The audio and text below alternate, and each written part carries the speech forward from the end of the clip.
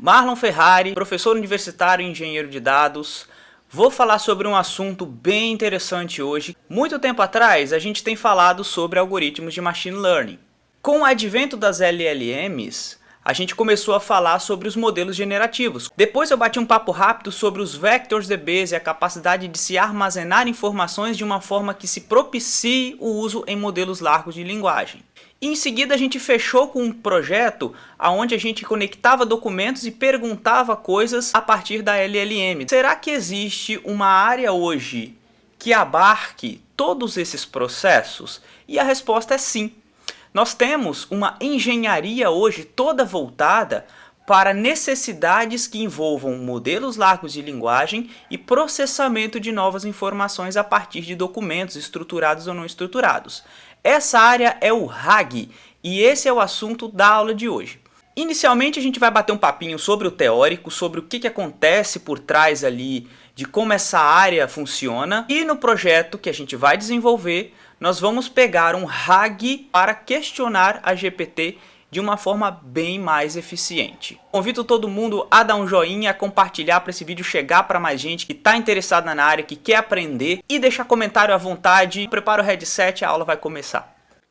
Vamos começando então, pessoal, pela parte teórica, tá? Para a gente poder entender o contexto, o que é o RAG, por que ele tem crescido, justamente no momento em que a IA generativa tem tomado aí conta até dos mecanismos de recuperação de dados. Vamos falar um pouquinho disso?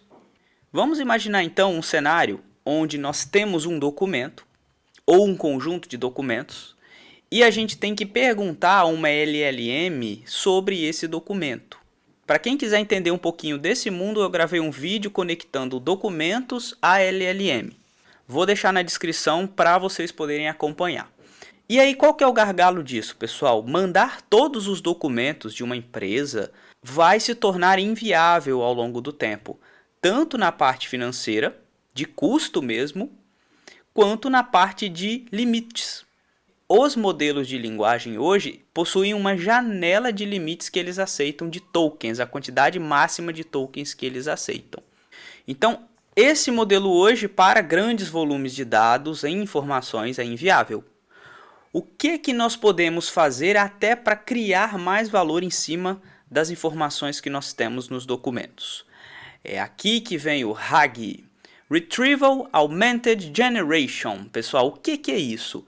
Simplesmente é a incorporação de novos dados aos modelos de linguagem.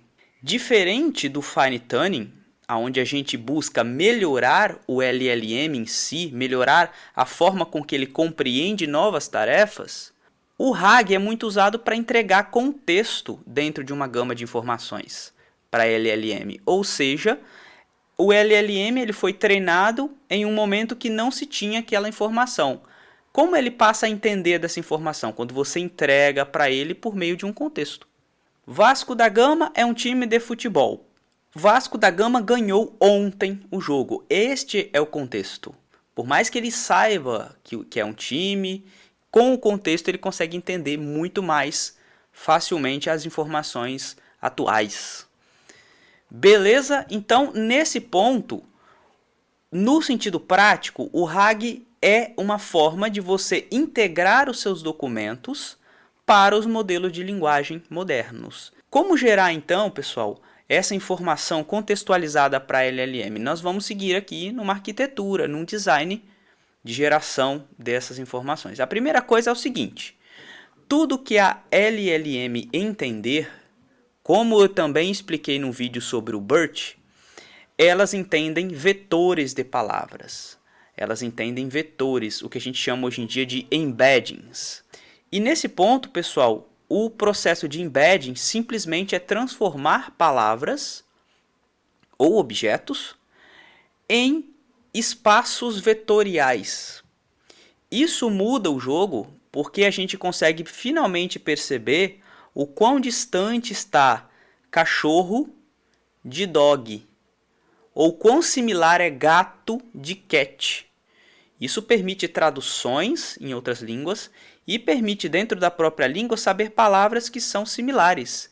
Rei está para rainha na mesma distância que homem está para mulher, masculino para feminino. Então os embeddings são conjuntos poderosos de dados para poder fazer uma criação aumentada de dados. Então nesse ponto, a primeira coisa que a gente precisa é de transformar o que o usuário digitar, a consulta, né, o prompt que ele precisa, e os documentos em embeddings. Nesse ponto, pessoal, o nosso modelo já vai estar apto a ser integrado, vai ser salvo, persistido em uma tecnologia que hoje em dia está muito interessante, chamado VectorDB. São os bancos de dados orientados a vetor. Eles são aptos a salvar quantidades massivas de dados armazenados sob a forma de embeddings e recuperá-las também de forma eficiente, que é o que a gente vai fazer daqui a pouquinho. Então, nesse ponto, a gente pega os documentos com o prompt do usuário, gera os embeddings e joga em um vetor DB. Qual é o próximo passo? Aqui que vem a receita mágica, né? Que não é tão mágica assim, porque a gente vai simplesmente encontrar dentro do que o usuário quer similaridades com os documentos disponíveis sob a forma de vetores. Ou seja, a gente está aplicando um algoritmo de distância que vai buscar, em vez de todo o documento para LLM, os pedaços, os trechos de informação que mais são similares para o que o usuário está querendo. E aí, nesse ponto, nós temos uma junção do prompt do usuário com não todas as informações de todos os documentos, mas os resultados similares, o que a gente chama de contexto. E nesse ponto a gente já pode possibilitar aqui uma entrega para a LLM contextualizada com o que o usuário deseja, e a resposta dela vai ser muito mais afinada. O exemplo mais legal que a gente tem, imagina que a gente abre um chat referente a uma entrega de produto na nossa casa que não chegou. A LLM sozinha não tem o contexto, talvez, de um chamado que já existia, de uma nota fiscal que não foi emitida. E quando a gente utiliza o RAG, ela tem essa capacidade de também buscar nos documentos que são atrelados a esse procedimento nosso, para poder responder da melhor forma possível. Então é algo que as empresas vão cair matando com certeza nos próximos anos, porque isso aqui representa uma experiência do usuário muito mais incrementada, uma experiência do usuário superior. Galera, o mais interessante é que o Elastic, que é uma mega comunidade aí, trabalha exatamente neste campo de buscas em modelos não estruturados, em informações não estruturadas. Olha que bacana. Então, basicamente, nós estaremos fazendo aqui na nossa aula de hoje uma visão Elastic. A gente vai estar criando uma implementação do Elastic à nossa maneira, onde a gente vai pegar os documentos, transformar em embeddings, representá-los de forma de vetor, armazenar no VectorDB, utilizar um algoritmo de similaridade com a query do usuário para que a gente traga os resultados mais relevantes, tá? Então, essa é a parte prática que a gente vai fazer hoje. Espero que vocês gostem. Tem muito mais para ver, viu, pessoal? Isso é um campo muito grande de exploração, mas é possível que a gente dê um start para que vocês comecem a entender campos e aplicações, aí, domínios que podem ser úteis. A gente não se limita apenas a informações textuais. A forma com que funciona o embedding e o motor de recuperação orientado a vetores, o VectorDB, também permite imagens e que é muito utilizado no Google Imagens, no Stock Images. Como é que funciona? Imagina que nós tenhamos uma base de dados de flores, com basicamente aqui várias flores e 3 tipos diferentes, né?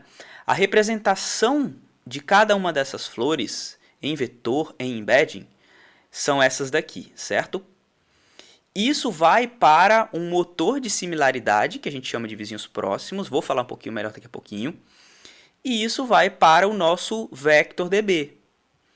E olha que legal, quando o usuário usa uma imagem dele para tentar procurar no banco de dados. Essa imagem vai ser codificada em embedding, vai ser indexada também no VectorDB. No caso do KNN, a gente aplicaria aqui a distância do cosseno, por exemplo, para saber quais que são os vetores mais próximos desse. Invariavelmente, a gente vai perceber que a florzinha do meio, que também é um dente de leão, está mais próxima com uma distância de 0,04, ou seja, uma similaridade de 99% em alguma coisa. Certo? Quanto mais próxima de zero a distância, maior a similaridade e vice-versa. Então, nesse caso, a distância mais próxima das flores que nós temos no estoque do usuário é a do meio. Então, isso serve para áudio, serve para imagem, serve para documentos não estruturados de outros tipos, o que vai possibilitar, pessoal, o que eu falei também, vou deixar aqui embaixo, num vídeo sobre como o VectorDB tem representado uma mudança na engenharia de dados, porque agora a gente consegue salvar os dados da empresa não estruturados, estruturados, de uma forma que você tenha uma recuperação inteligente de todo o contexto. Né? Imaginemos num call center onde que nós temos o áudio com o cliente transcrito, que entra em contato com o financeiro, que entra em contato com a parte de serviço, e tudo isso é integrado numa base que consegue procurar a vida do cliente de uma forma holística. Isso é muito legal. Nós temos muitas vantagens do RAG. Primeiro, questão de performance. Ele diminui a quantidade de dados que a gente envia aos LLMs. Em vez de ficar mandando terabytes de dados para uma GPT da vida performar, o que seria inviável, tanto em custo quanto em tempo, a gente manda porções menores e mais orientadas à tarefa que tem que ser feita. Isso permite também, pessoal, que sem o fine tuning, sem a otimização do modelo inteiro de linguagem, a gente adicione novas informações. Por exemplo, algo que aconteceu ontem. E isso para as empresas é o timing ideal. O timing ideal para as empresas é: aconteceu uma cobrança indevida do cliente hoje ou ontem. A gente vai adicionar isso aqui para que o chat fique contextualizado com essa nova informação. Então isso é um RAG que a gente faz dentro da central de atendimento ali, do software de atendimento do cliente. O mais legal também é que a gente tem uma contextualização do usuário para aquilo que também é gerado em documento, conforme eu falei. Ele passa a entender de uma forma geral aquilo que se produziu de dados, tanto em texto, quanto em vídeo, quanto em PDFs, em planilhas. Isso é bem abrangente. Aqui no quadro eu até mostro como que permite uma busca muito mais ampla do que a baseada em keywords, né, em palavras-chave. Então, a keyword ela é limitada exatamente na palavra. Enquanto a busca semântica, que é todo o nosso objetivo agora, nessa parte mais prática, é implementar um motor, um pipeline, que quando o usuário queira buscar alguma coisa, ele seja muito mais abrangente do que apenas 1 ou 2 pontos de identidade ali com a palavra. E aí, pessoal, no lado da transparência, os RAGs são muito bons porque eles utilizam dados explícitos, dados que têm maior controle organizacional de governança de dados sensíveis, diferente dos modelos de linguagem que a gente lembra que eles são treinados com volumes massivos de dados, que muitas vezes a origem é de difícil identificação. Então, os RAGs também trazem uma transparência para a gente saber qual dado está sendo usado para alimentar esse motor. Pessoal, nosso projeto.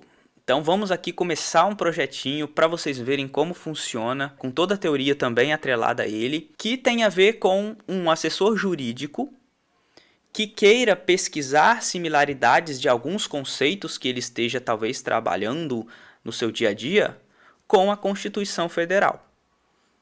Então imagina lá que eu estou escrevendo aqui uma peça jurídica sobre os direitos do trabalhador. Eu quero saber ali um respaldo que tem na Constituição para que eu utilize isso na minha peça. Como eu faço? Esse é o pipeline onde a gente vai gerar os embeddings, utilizar um VectorDB para calcular a similaridade do que existe de informações disponíveis no nosso texto base e o que ele quer na query, no prompt.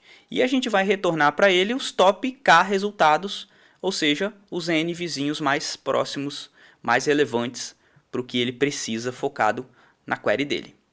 O texto base, pessoal, que a gente vai utilizar vem de um link muito interessante, de um projeto muito legal, onde houve uma estruturação da Constituição, inicialmente em um modelo formatado de Markdown, o que para a gente vai ser um ganho, porque a Constituição, como a gente sabe, ela tem uma organização muito complexa.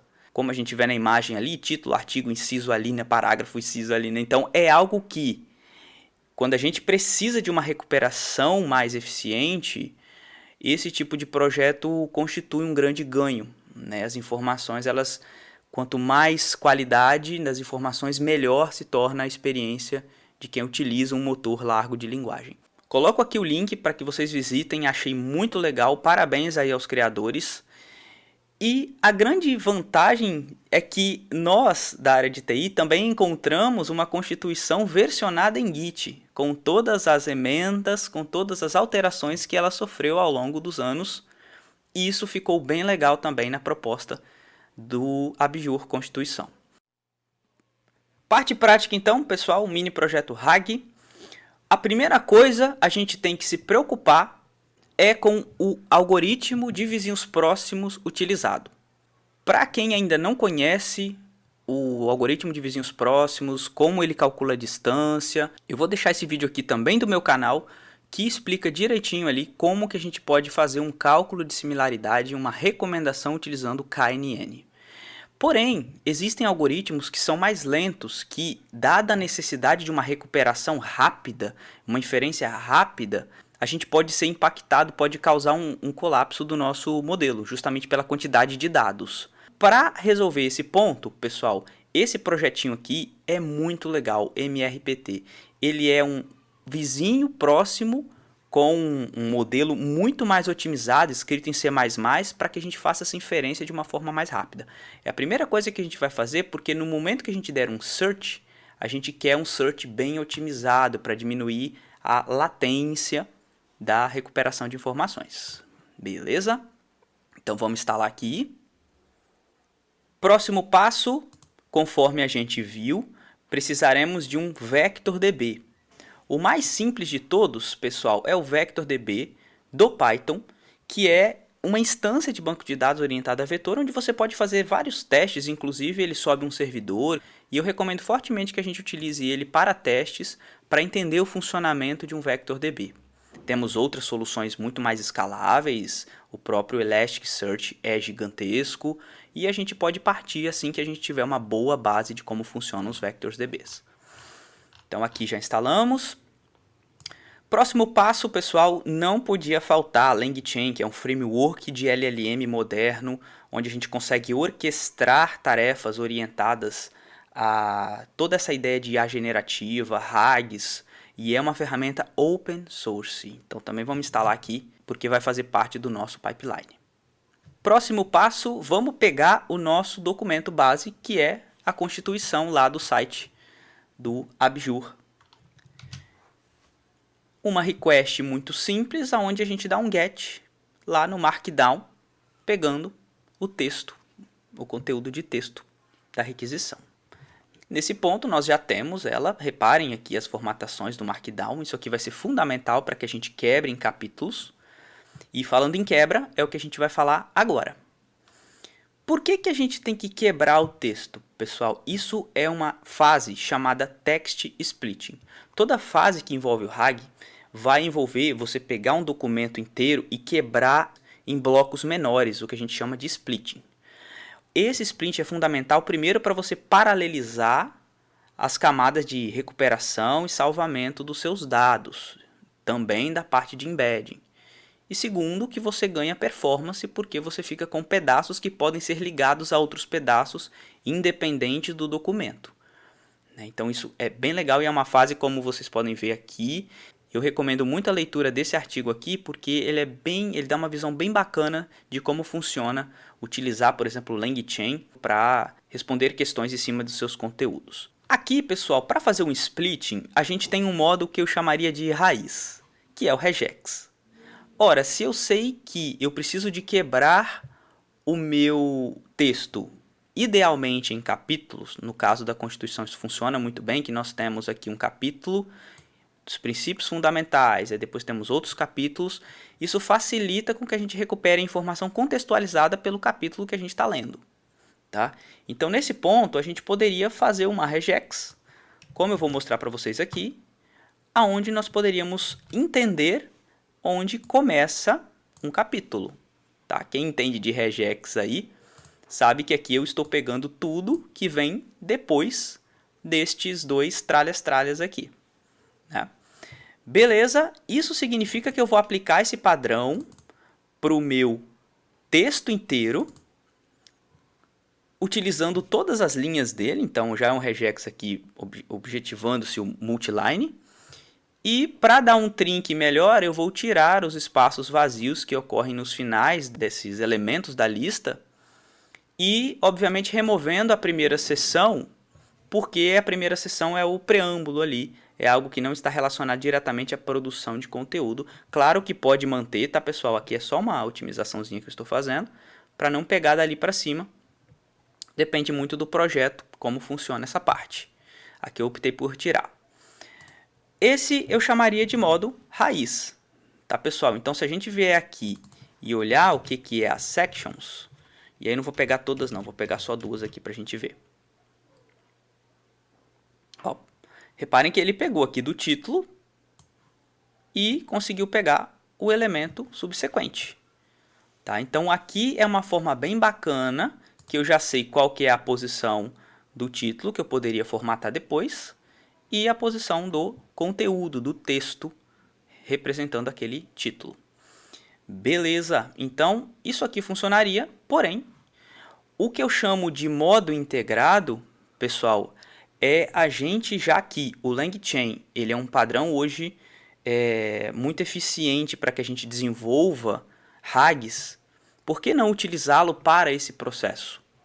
Né? E aqui eu dou um exemplo a partir da documentação dele, que nós temos várias formas de text splitting. Então ele já tem, por exemplo, e é o que a gente vai utilizar, um text splitter para Markdown. E aí, comparando com o que a gente fez em regex, não muda muito na lógica, até porque ele utiliza também regex por baixo dos panos. Mas olha que interessante como fica bem alto nível para que a gente entenda o que tem que ser feito. Eu estou puxando aqui o text splitter do Markdown, e eu estou dizendo que o padrão dos capítulos, semelhante ao padrão do capítulo do regex, é o tralha-tralha, e eu vou representá-lo como sendo um capítulo. Quando eu utilizo esta classe, ela simplesmente vai pegar esse padrão e vai quebrar todo o meu texto bruto nesses capítulos. Então aqui, mantive o mesmo nome, sections, só para a gente ver como fica. Sobrescreveu a variável de cima, então vou pegar também dois elementos aqui. E aí tem uma coisa interessante, que um pouco diferente do regex, que criou uma lista, ele criou um tipo de dado chamado document, cujo objeto possui um atributo de page content e um atributo também de metadata. E essa, pessoal, é uma fase fundamental de todo RAG. O metadado, ele traz a capacidade, ele melhora a transparência do nosso modelo no ponto que a gente sabe aonde que a gente está acessando aquele dado. Então, se eu quiser saber qual é o conteúdo aqui utilizado, eu venho no metadata dele e percebo que ele veio lá dos princípios fundamentais, título 1, ele veio do primeiro capítulo.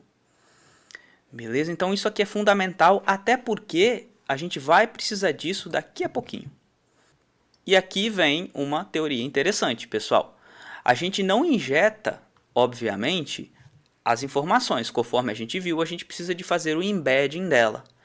E uma pergunta é, qual é o tamanho do bloco para que a gente transforme em um vetor? Este tamanho de bloco, na teoria dos VectorsDBs, chama-se chunk size. É o tamanho de bloco que eu tenho disponível para armazenar, para encaixotar uma informação. Beleza? Tem várias formas de fazer o encaixotamento, tá? Porém, eu vou mostrar só para a gente entender a teoria. O chunk overlap é um outro parâmetro, tá, pessoal? E ele diz respeito à sobreposição desses caracteres.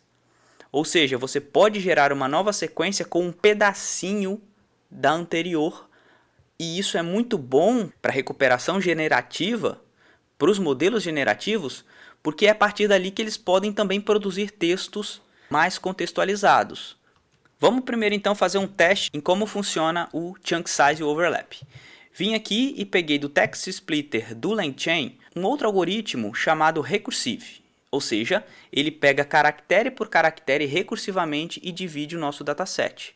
E aí eu posso dizer qual é o tamanho desse Chunk Size, 20 caracteres, com um overlap de 3, ou seja, 3 caracteres ele pode pegar do anterior para poder gerar a nossa próxima sentença. Beleza? E aqui eu vou dar um texto para ele, até um texto da própria Constituição aqui. Agora eu vou vir aqui e vou fazer a minha divisão, o meu splitting, nessa quantidade de chunks e nesse overlap. Tá? Aqui eu estou chamando os parâmetros. O próximo passo, então, é eu aplicar esse splitter em cima do meu text, aqui, que é a minha frase, e percorrer os chunks para eu saber como ele gerou. Vamos fazer isso? E aqui está o código inteiro. Então, reparem que ele vai quebrar em um chunk size de 20, tá?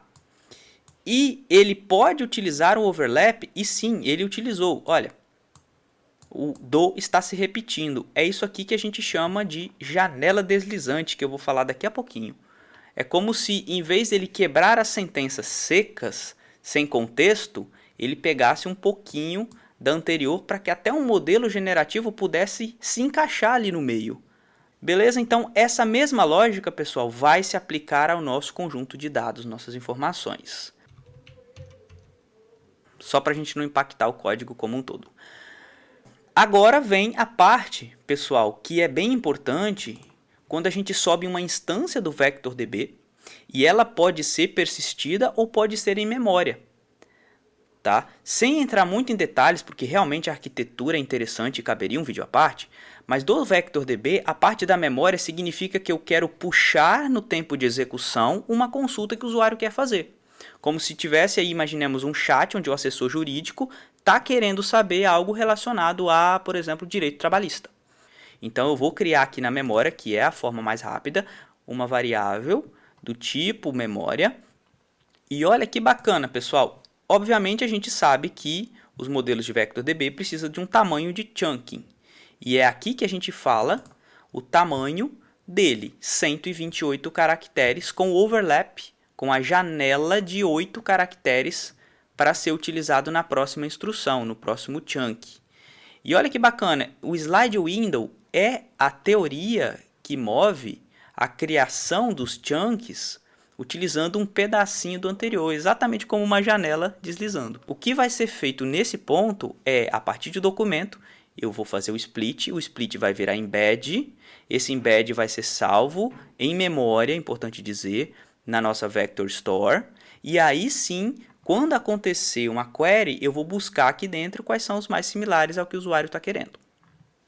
Para que a gente faça o carregamento, a indexação, igual no exemplo das imagens lá que eu mostrei, no nosso VectorDB, eu preciso inicialmente percorrer cada uma das seções. E aqui, pessoal, tem uma coisa interessante, porque como pré-requisito para o salvamento do VectorDB, ele pede o texto, o conteúdo em palavra e o metadado associado. Olha que bacana, para você saber de onde a informação está saindo. E nesse ponto, vocês vão lembrar que dentro da minha lista de sessões, eu tenho aqui o page content, que é o texto, e o metadata, que é o que ele está pedindo lá. Viram por que é importante? No regex, isso aqui seria um pouquinho mais difícil, porque a gente teria que agora percorrer o vetor novamente e transformar cada metadata, que é a posição 0 lá, retornada, e a posição 1 sendo o texto. O LangChain já fez isso para a gente. Então aqui basta que eu aponte que o capítulo se encontra nas sessions, na posição do índice que eu estou percorrendo, ponto metadata, que é o atributo que está salvo do tipo do objeto document, como está lá em cima. E o meu texto é chamado de page content, conforme a gente viu, também armazenado. Beleza, agora eu estou criando o metadata aqui.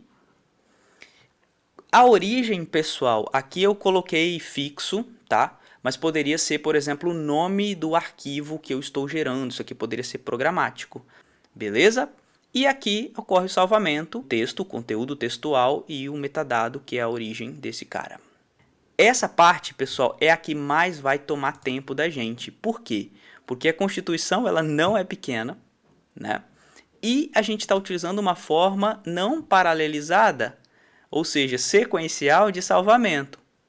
Então vou colocar para rodar aqui, quando terminar eu volto.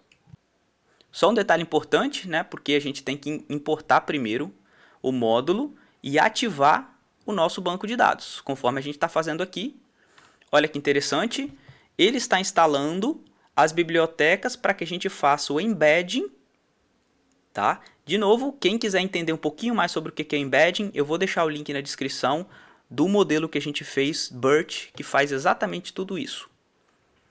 E aqui, uma vez que ele foi instanciado, repara que ele utilizou uma forma, um modelo de embedding chamado normal. Não vou entrar muito nesse assunto, pessoal, porque a forma de embedding também tem as suas qualidades, tem as suas vantagens e desvantagens. E nesse ponto ele vai demorar um pouquinho, justamente pela quantidade de dados que nós temos disponíveis no documento, frente a um processo que a gente não paralelizou. Ele está fazendo algo linear, de um por um. Vamos testar a busca semântica? Nesse ponto tem uma teoriazinha interessante, pessoal. Porque agora o usuário vai digitar um pedaço de texto que vai virar um embedding e que vai ser procurado, vai ser buscado nas proximidades da onde este vetor se encontra, porque o barato do embedding é que é uma posição em um espaço n-dimensional, onde a gente consegue fazer buscas nesse espaço, e o KNN é perfeito para isso. E aí nesse ponto ele só vai pegar, ele só vai se aproximar dos top n's que a gente definir. E aí esses top n's serão recuperados como sendo similares a esta busca. Bacana? Então aqui simplesmente a gente vai chamar um memory, que é o nome da nossa instância do banco, search, que é o método, olha que interessante, que vai utilizar aquele KNN mais otimizado lá de cima. Aqui eu vou procurar sobre direito dos trabalhadores. Aqui poderia ser uma pergunta, tá, pessoal? E aqui é a quantidade de vizinhos próximos que eu vou resgatar. Eu quero os top 5, ou seja, ele vai trazer os mais próximos dessa pergunta.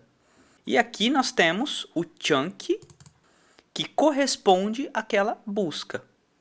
Agora, observando um pouquinho da semântica, já que é uma busca semântica, eu procurei sobre direito dos trabalhadores. Ele encontrou os direitos dos trabalhadores aqui no meio deste chunk. Relação de emprego protegida contra despedida arbitrária, sem justa causa. Olha que bacana, está totalmente no contexto. Né? Salário mínimo, fixado em lei, nacionalmente unificado.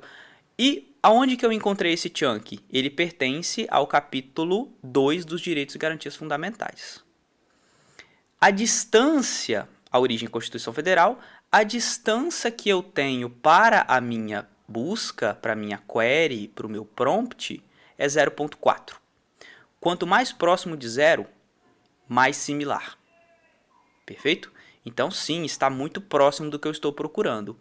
Um outro vizinho, aqui é direito dos trabalhadores e ele acrescentou que é com deficiência. E também está dentro da semântica toda da busca. Aqui também se encontra no título 2, Direitos e Garantias Fundamentais.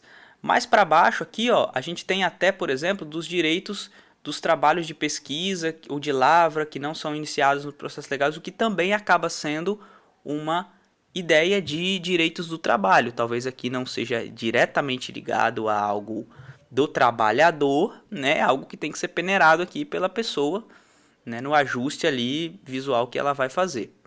Coisas que alteraria para melhor ou para pior esta busca. É aqui que eu vou dar uma explicaçãozinha um pouco mais ampla. Olha que interessante, a quantidade de chunks tem que ser muito bem pensada, que é esse window size aqui. Por quê?